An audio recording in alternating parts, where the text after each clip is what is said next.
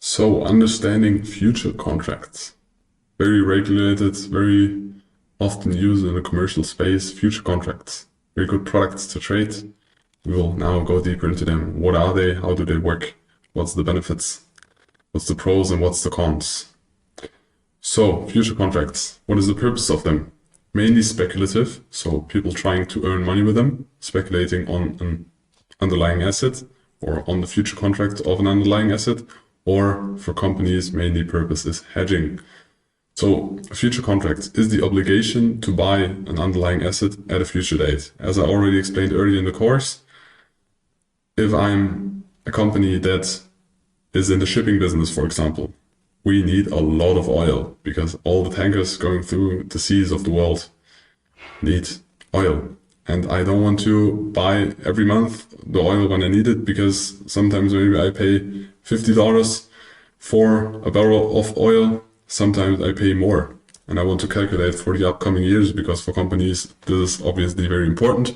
So it would be very nice if I can now decide for what's the price of oil now, and I can now buy a contract that guarantees me that I get amount X that I need of oil at every month. So there are future contracts in different products.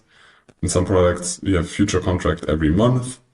In electricity, you have future contracts every couple of minutes or hours, and you have future contracts also for stocks sometimes, or for indices that are most of the times every 3 months. But I now can decide and now buy, for example, a future contract for every month of the upcoming year, and then I now buy the obligation to buy the underlying asset at a future date. I can also sell the future contracts, but for me calculating, I know that I need at least this amount of oil, for example, for my shipping company, that I can buy the minimum.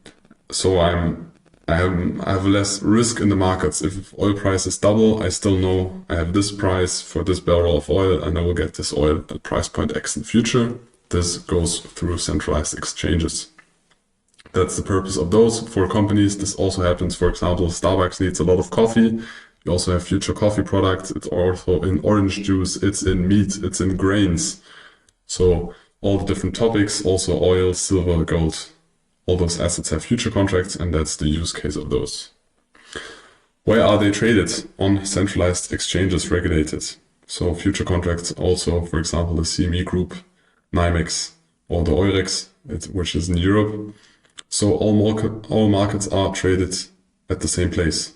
It's not decentralized like different liquidity providers and different stock exchanges. There are different stock exchanges, but there is a future on stock exchange, and that is centralized service. So you have volume data. But these are the contracts you need in order to access order flow data, because you have a centralized place. So even the price does not change, stays on the same level. They can be still traded 500, 5,000, or even 5 million contracts. In CFDs, you would only have one volume, when there's one tick. But order flow data shows you that even at the same price point, doesn't matter how long the market stayed there, how many contracts are traded. So there's not really a big conflict of interest with your broker, because your broker takes commission for the infrastructure they are providing, for the connection to the stock exchange, but you trade against the market, you don't trade against the broker. Your broker does not decide, are you A book or are you B book? Because they are regulated, you are always A book and you're executed on a real market. So you trade against the market and not against your broker. What are the pros of futures? You're regulated, it's transparent, you have volume data, real volume data, so you know what are the market participants doing and where are they trading. You have all the flow data available if you buy data feeds. You do not really have spreads, they're flexible. You have a tick, so you have a best selling price, best buying price, it's not at the same price. And you don't have any markups or that much dependence on your broker. Yes, there is a difference between brokers, but your execution is always on the stock exchange, which is centralized. So you just pay the bid-ask spread. So you have a spread, but it's not as flexible as with CFDs. And you have very high leverage on most brokers, because a future contract itself, you have different margin requirements depending on the broker, but the volume you trade of the underlying asset or the value of the future contract is way higher than the margin you need, depending on the broker, depending on the asset, but you have very high leverage, which can be good, but for that you need to understand risk management, which is going to be Series 600 in this course. And your track records are accepted by most auditing firms. If in the future you're going to plan maybe to build your own fund, hedge fund, whatever certificate, people want a track record of you. And if you only have CFDs, because you can cheat a lot in CFDs, most auditing firms or companies don't accept this. If you have a futures track record, it can be verified because you have a statement of your broker. You can also request the trades from the stock exchange. You can match this up, and it's because it's a regulated product, people or auditing firms accept this. With CFDs, it's not always the case. But there are also some cons. You have a higher entry barrier because you need more margin. You cannot trade 0.001 lots. There are regular contracts and micro contracts, but still the entry barrier is way higher than with CFDs because the margins are higher in futures, but it's also depending on the asset you trade, on the broker you trade. You can research that on your broker's website, but they're definitely higher than with CFDs. With $10, you're not able to start trading futures.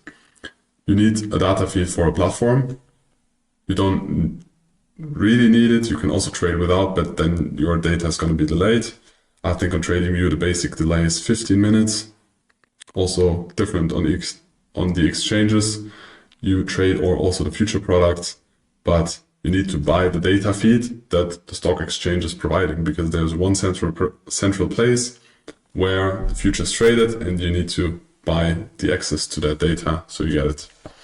So it's not as user-friendly as CFDs because most of the time CFDs are real-time and you don't need to buy data. In this case, because it's centralized, you need to buy data. And it's way harder to trade illiquid assets because there are some illiquid assets in there. For example, orange juice is way more illiquid than gold futures or oil futures, but we focus in this trading course also on the trading strategies on the most liquid ones. And there are no fractional contracts. So you can use micros, but so micro contracts that are smaller, you need less margin, the value of the contract is less, but for that the fees are higher. So the commissions you pay are higher. So you have a little bit more cost. For that you have more flexibility, but it's con. CFDs you don't have higher costs if you just trade fractional shares. And you don't have hedging. As I already explained earlier, when you are long one contract and then you want to hedge yourself, either you need to switch to micro contract or a future contract. For example, if I'm long in an oil contract in February, I want to go short, I can choose the future contract of March or any other contract, but not the same contract. I cannot be long and short in February's oil contract at once.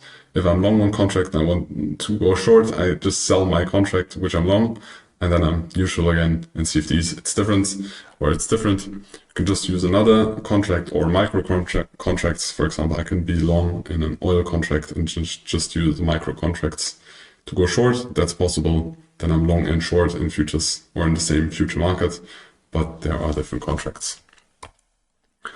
So, and new positions are automatically added. I already explained that. So when I open a position and in CFDs I open another position, even if it's also long, I just have two open positions. In futures, it's going to be in the middle of both positions depending on the size. If I buy one contract and then $10 higher, I buy another contract, I will have two contracts long, $5 in the middle. So it's just the average entry price. Also, when I'm scaling out of a position, it's the same process. Also the difference to CFDs. What orders do we have? We have also buy market called ask. We have sell market called bid. It's the same here. But the difference is you don't have the exact or an automatic stop loss like in CFDs because you need to view this differently. It's not just you close your position. When you open a trade, you need to create a bracket order with that trade. So I buy one contract and then I need to add bracket order to that contract. Same is for selling a contract, but in the case I buy a contract, OCO order is one cancels another. In CFDs, you can just put a stop loss and take profit. Very easy to understand. An OCO order is kind of the same. The process behind it is just a little bit more complicated. So one order cancels another. When you have a stop loss and a take profit in the CFDs, they automatically get deleted when either stop loss or take profit is hit. Here we need to define this as an OCO order. So if one order is reached, the other one is cancelled. In CFDs, it's like the basic setting. But here on most future brokers, we need to do this ourselves. Let's go through an example when we are long one contract and we want to stop loss and take profit because we do risk management, of course. Then you will need to place a sell stop as a stop loss. So if price level is reached, then we want to sell immediately. And we will place a sell limit as a take profit. So above the entry we have, or we open the position, we want to sell at a specific price above. And then we combine those rules and connect them through an OCO. So when order is filled, the other is cancelled. Really simply explained. As I said, in CFDs, the same is happening, but in futures, you need to do this yourself. Most of the time, the broker is not doing it. So we have the same type of orders we already went through, but maybe a good repetition. We have a buy limit, we have a buy stop and sell stop, of course, and we have a buy stop limit and a sell stop limit. I think we don't need to repeat this again. If you want to repeat it again, skip to the earlier part in this course.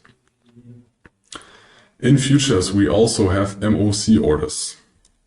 So a MOC order is a market on close order, which is where a position will be closed at the best price. The market will present a counterparty slightly before or during or slightly after the end of the trading session. So back in the days, there have been trading pits where people ran around the stock exchanges and traded. Nowadays, it tends that markets are open nearly 24/5. Maybe in the future they will be open 24/7 like cryptocurrencies, but for now they are not. They have a session where they are not opened, and they have a cash session where there is the most volume depending on the underlying asset, depending on the asset is in Europe or the asset is in the US. But most of the time, local times in Europe or in the US, the products are traded in Europe between 8 or 9 a.m. until 5 in the afternoon. Same as for US. Of course, you need to calculate the time of the asset you trade to your time zone, but there is no universal rule we can give you, but you will always focus on the local times of the stock exchange and where is the highest volume. We'll go deeper into that, and you will also see in the charts below where the most volume is traded. That's when the cash session is, and at some point the cash session of especially future products or future contracts, the cash session is over, and then you get the best price at the end. You see at the closing session, there is a spike in volume because there's like the settlement of open positions. Day trader want to get out of the markets because they don't want to have exposure through the night. And also big institutions which had a very big order they needed to place in the markets, they try to sell or buy depending on the order they get at the last session. So there's a lot of action at the end, but you can also choose an MOC order, which is the best price at the closing auction. And that most of the time you don't have in CFDs because a lot of them are traded 24/7, 24/5, I think. So what is the checklist for good futures broker? We had the same with CFDs. Now we do it for futures. First, you need low commissions. It's just about how much commission do you pay to trade one contract, to open it, to close it. What are the margin requirements? Also different on different brokers. For example, when you hold stocks, when you have Apple stocks, which are highly liquid, are they able to be calculated as part of your margin, or do you really need cash in your account that it needs margin? It depends on where your broker is. Even interactive brokers, it's not the same worldwide. It depends on if your interactive brokers US, interactive brokers Europe, interactive brokers India. So it depends on where you are located, but the margin requirements, the lower they are, the better, of course, because you need to have less money on your broker. Then how's the capital insurance? So if the broker goes bust, Is there an insurance? Is the government behind it? Is there another insurance that your money is safe? And again, how's the review? How's the reputation? How's the history? Is it a new one? Or will it pay out if you earn money? So if you have a broker, if you got an ad of a broker or heard of a friend, just choose that one. We are mainly using Interactive Brokers for trading, but there are several good brokers. So there is not the one that we are affiliated with. It's just the one we currently mainly use, but there are, as I said, a lot of good brokers. Then you need a data feed because it's centralized, not decentralized, and you have real volume, so you need a data feed. So if you want to access the order flow data, which is the information, how many contracts are bought and sold on which price level, you need to buy a data feed. And there are also different providers, but this data feed provides you access to the real transaction that happened on this centralized exchange with this asset, which is very valuable information. And most likely your broker is not able to provide it. Depending on the assets you trade, most likely you have a broker and then you have a data feed provider and you need to connect them. Depending on the source you have, I think TradingView does not yet provide data feeds, but I think in the future they will. Maybe nowadays they already do. But for example, Sierra Chart is a software we use a very long time, but kind of complicated software. But there you have the platform, which is called Sierra Chart. Then you need to choose a broker. Either it's Interactive Brokers, it's the one we use, but there are different ones you can connect. And then furthermore, you have a data feed where you get your data from, so that's a third provider. But you need to choose it depending on the assets you trade and depending on the accessibility your software gives you, or APIs, or things you connect or can connect. There are different exchanges and there are different contracts. We will list some examples here. So we have the CME, Chicago Mercantile Exchange. There you can trade futures contracts, for example, the ES, which is the S&P 500, or the underlying asset is the S&P 500. You have the NQ, which is the NASDAQ, and you have the RTY, which is the Russell. Or example, the CBOT, where you can trade government bonds. You have YM, ZT, or UB. You can trade on the COMEX. You have GC, which is gold, MGC, which is a micro contract of gold, silver, and so on. And on the NYMEX, you can trade CL, which is oil, MCL, which again is the micro contract, or NG, which is natural gas. But there are more contracts or assets you can trade. But you see that there are different exchanges, which are the centralized exchanges for future products. What types of data feeds are there? So there's level 1 data. So top of the book, you just see the first 10 bid and the first 10 ask level. So the prices people want to sell, the prices people want to buy. This is very good if you only use footprints or you just use footprints and you don't use the order book a lot, because then you see the first 10 bid and ask levels. Level 2 data is the full market depth. So you see all the bid and all the ask levels that are available on that exchange. So even if you have 200 ticks above, you can see how many sell limits there are. It's good if you want to use heat maps or you use the order book for your trading itself. And then there is level 3 data, which is market by order, which shows you even the details where the order is coming from. So for example, you have iceberg orders. Iceberg orders are orders where you only see 20 contracts in the order book. But when there is somebody bought or sold those 20 contracts, there are another 20, but it happens so fast that you don't see it. And with level 3 data or MBO data, you can spot those icebergs or stop runs. Currently, the only provider that offers this is Rhythmic to retails. Of course, institutions have other options, but we are not institutional. We are retail, but that's the logic behind that. So you see where the orders are coming from.